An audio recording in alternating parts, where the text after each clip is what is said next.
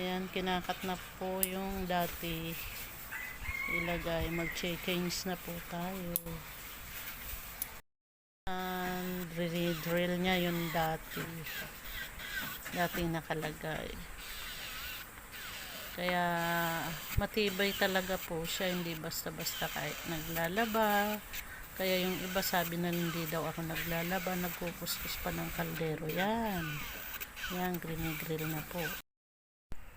Ayan po, dinidikitan na siya katulad yan, pero babawasan pa po yan. Ayan, ito yan. Sa hinliliit ko meron na. Hinliliit pala.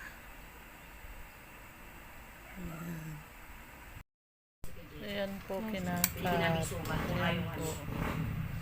Kinakat po siya. Ayan. Para hindi masyadong mahaba. Ayan, blend na yung kinabit para dumikit yung nail polish. Ganyan po siya. Dati siya glossy. Ngayon hindi na. Ayun. Ayan, dati ganyan kulay.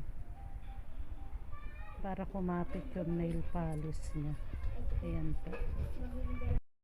Yeah, second coating na siya. Ayan po.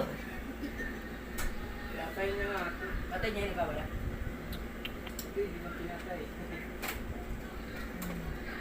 Ayan po.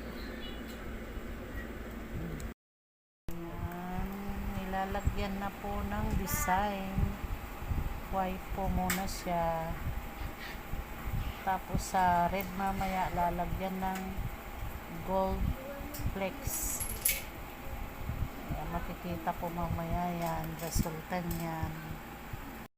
Nilalagyan na ng gold flex. Gold flex tawag po dyan para may design siya. Ayan guys. Ganyan dati yan. Pag natapos na yung base na, ayan, pinapatong na ng design.